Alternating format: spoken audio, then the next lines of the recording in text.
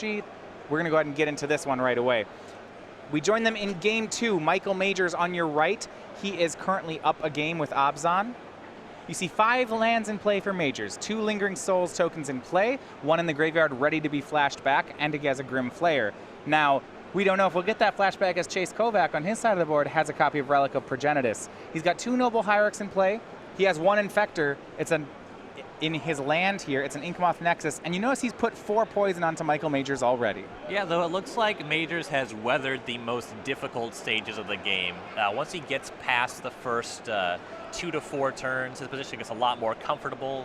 You can use Lingering Souls to start throwing blockers in the way of the Inkmoth Nexus. Looks like the top card in the graveyard is actually Collective Brutality, which seems very backbreaking in this matchup.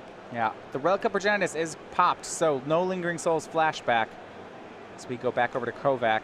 Now this is actually one of the matchups where Abzan is much stronger than Jund, because of Lingering Souls, I believe. Lingering Souls gets you the blocker for sure. Path to Exile and Lightning Bolt are very similar, though Path to Exile is impervious to pump spells. It has to actually be Shroud or Hexproof Protection from white that would blank that one.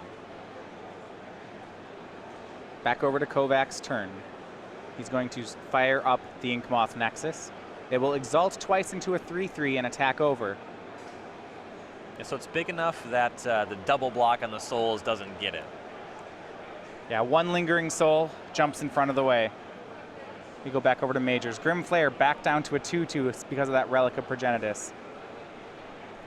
And now for Michael Majors. Oh no, it looks like another copy of Lingering Souls? It's a pretty good one. Oh. He's not even going to do it. Liliana of the Veil will be the first play. She will +1. And look at the wealth here for Majors. He'll discard a Lingering Souls. Yeah, so this way he gets to just flash it back on this turn should he want to do that, and Liliana on the same turn. Kovac was hanging out with cards in hand, so plussing the Liliana does help you on that front. Grim Flayer will attack. Kovac to 9. Here's the trigger. Top 3. Majors, Inquisition, Collective Brutality, and a land. Not sure he wants any of those. If you were to keep 1, I imagine it's the Collective Brutality. And that's what he'll do. Brutality on top, other 2 in the bottom. Saw him almost make a crucial error and put the wrong cards in the wrong place. Now here's a bit of a tell. He didn't flash back Lingering Souls that turn. What do you make of that if you're on Kovac's side? He's up to something. Gotta have a Path to Exile, right? Here's the Inkmoth. Lingering Souls will jump in the way again. Back over to Majors. These players also starting the round from 8-2.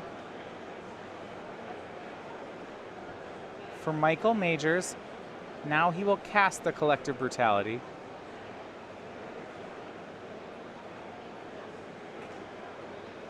We'll see if Kovac wants to respond.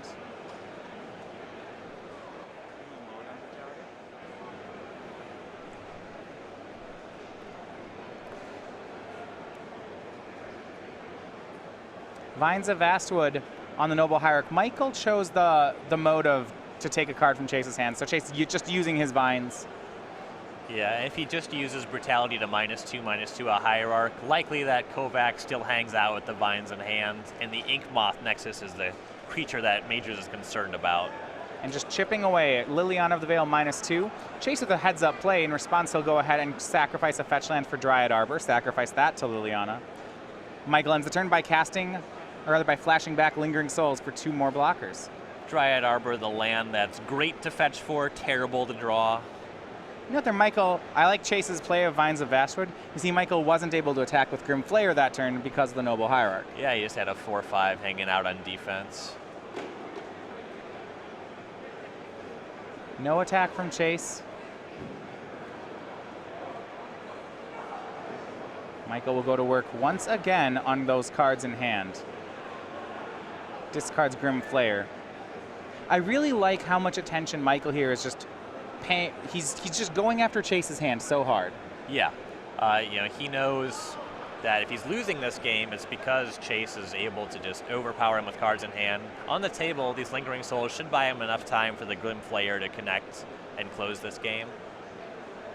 Right, like we saw Collective Brutality. Michael could have shot down a Noble Hierarch with it, but no, it was straight at Chase's hand. Then Liliana, ++. Yep. And those spells, they matter a lot more. For example, if Majors is just to attack Grimflayer into those Noble Hierarchs, Vines of Vastwood would just eat his Grimflayer. Michael will swing the Flare and 1 Spirit token. Trigger finds 3 cards, Maelstrom Pulse, Abrupt Decay, and a Temple Garden. Both of those spells look very good. Oh yeah, Maelstrom Pulse, there's 2. Oh yeah, there's 2 cards with the same name? Yeah. That's what you look for. Michael will put both the removal spells on top. We go back over to Chase Kovac.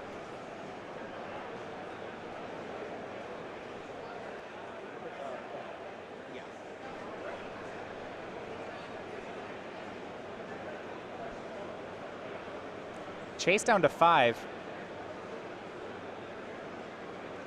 Time is running out. His draw was Glistener Elf. He'll cast that and just pass the turn.